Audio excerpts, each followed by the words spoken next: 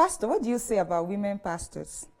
Because in the Bible says, I suffer not a woman to teach, nor to usurp authority over the man, but to be in silence. 1 Timothy 2, verse 12. Yes, that place exactly, you read it well. The key message that Paul is trying to pass across is, again, to women who are married. And with that, because in the Hebrew word, the word man and husband is used interchangeably. And the word woman and wife is also used interchangeably. So in this case, it's actually talking about a wife.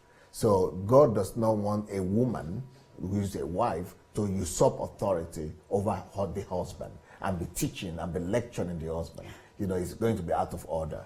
So what is that's what they're referring to in this place. So not to use authority, and don't do that in the church. If you want to do that at home, but not in the church. God doesn't want disorder that way. And if you display that, that's going to be public. If you are doing that in the church, that's like saying you are rebuking, correcting your husband publicly before other people. You usurping and putting down his authority. You don't want to do that. That's what he's trying to talk about. But not that it's prohibited for a woman per se. He's talking about relationship between husband and wife. And publicly, don't disgrace your husband. Basically, that's what he's trying to say. But when it comes to women in general, the Bible says in the book of Acts chapter 2 that God will pour out his spirit upon all flesh. And the men and women will prophesy and will teach and will encourage and will edify. So that doesn't line up with women not being able to say anything per se.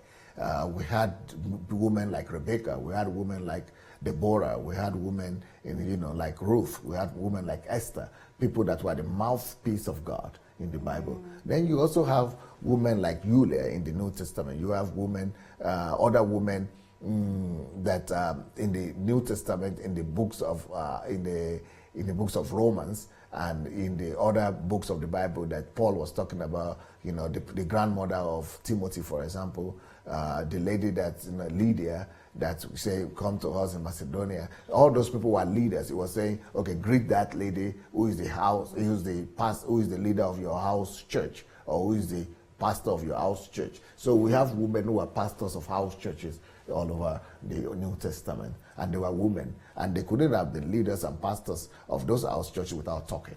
So that's not what it's talking about. You could just see it from the general context that God is not saying women shouldn't talk or teach. Wow, this is insightful. Yeah, if you look at the last chapter of Romans, you will see that there are a lot of women that Jesus was illuminating there and mentioning them as people who are leaders and pastors in churches those days. Wow. So what would you say to a lady pastor whose husband is a member in the church? Yes. Like, it's okay for her to continue being a pastor while the husband is a member? Yes, but that doesn't mean you don't pastor. Because when a lady pastor is in the church and the husband is a member there, you are teaching the congregation in general. You are not teaching him. You are not usurping his authority. He is just a member sitting down. You are not talking to him directly and saying, okay, John, listen, I told you, you don't do this. I told you, you never do that again. As a woman, that is what Paul was trying to avoid. Talking to him directly and disgracing him or, bringing shame on him as a man publicly. That is the kind of thing he's trying to talk about. Not that he's sitting down learning and, receiving knowledge from like every other person. That's not the situation.